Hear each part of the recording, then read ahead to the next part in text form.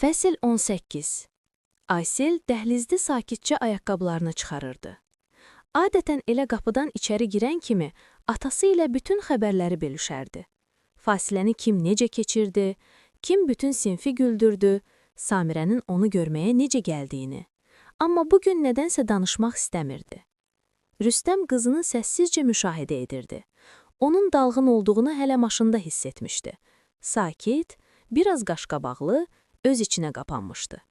Artıq başa düşmüşdü. Nəsə baş verib. Amma tələsmirdi. Sadəcə gözləyirdi. "Acmısan?" deyə yumşaq səslə soruşdu, yaxınlaşaraq. "Bilmirəm, yəqin ki, yox." "Gəzintiyə çıxmaq istəyirsən, yoxsa birlikdə cizgi filmi baxaq?" "Mən sadəcə otağımda biraz oturacağam." Aysel asta səslə dedi. Rüstəm onun qarşısında diz çöküb, birbaşa gözlərinin içinə baxdı. "Hər şey qaydasındadır, şahzadəm." Aysel əvvəl başı ilə təsdiqlədi, sonra isə yüngülcə yellədi. "Bilmirəm." "İstəyirsən danışasan." Qız dərindən köks ötdü. Birbaşa yerə oturdu və çənəsini dizlərinin arasına gizlətdi. Bugün bir qızın, Gülərin, Samirəni qucaqladığını gördüm. O ağlayırdı. Samirə də onu sakitləşdirirdi. Deməli o pis deyil.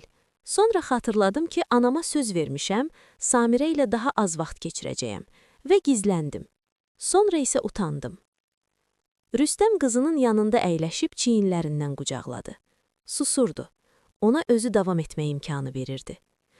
"Mənə elə gəlir ki, sanki kiməsə xəyanət edirəm. Samirə ilə olsam, anama. Anama qulaq assam, elə bil Samirəni tərk edirəm.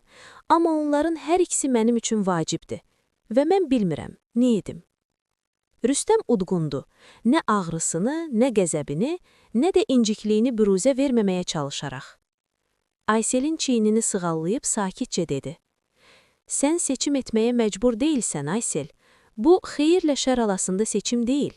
Samirə ilə özünü yaxşı hiss edəndə anana xəyanət etmirsən. Ananı sevdiyində də Samirəyə xəyanət etmirsən. Bilirsən, Gülər niyə Samirəni qucaqlayırdı? Onun anası yayda vəfat edib. Samirə də bacardığı qədər onun yanında olmağa çalışır. Bilirsən, sevgi şokolad kimi bölünmür. Nə qədər çox versən, bir o qədər çoxalır. Ürək də dolab kimi deyil ki, oraya yalnız bir sevimli insan sıxsın. Mən Samirəni sevə bilərəm, amma bu səni nə qədər çox sevdiyimə heç cür təsir etmir." Aysel təəccüblə atasına baxdı. "Bəs əgər ana yenə də incisə?" O zaman yəqin ki, ana hələ tam başa düşməyib ki, sevgi yarış deyil. Qız biraz düşündü, sonra pışıldadı. "Bəs sən, yəni sən Samirəni sevdiyini demişdin. Bu o deməkdir ki, onunla evlənəcəksən?" "Bilmirəm razılaşarmı, amma bəli, çox istərdim. Sən buna necə baxırsan?" Aysel dikəldi, gözləri parıldayırdı. "Deməli mənim sanki 2 anam olacaq. İstərdin?" "Olar?"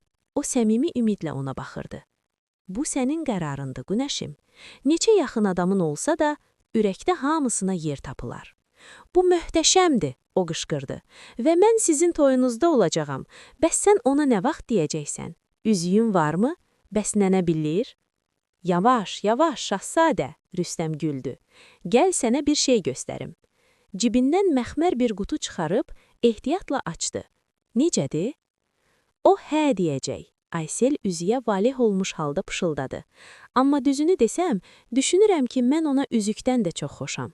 Buna heç şübhəm yoxdur. Amma unutma ki, bu hələlik sirdir." "Ağzım qıfıldadı," deyib, xəyali açarla dodaqlarını kilitlədiyini göstərdi. Bu sırada telefon titrədi. Nərmindən mesajı idi. Şəkildə Samirənin maşınının yanında bir oğlan dayanmışdı. Altında yazı vardı.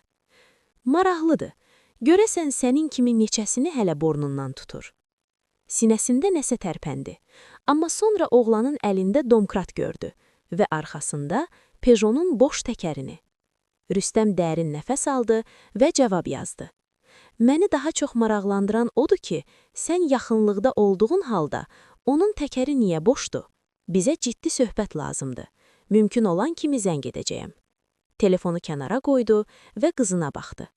Aysel hələ də xoşbəxtlikdən parıldayırdı və o an anladı ki, Həqiqətən vacib olan məhz budur.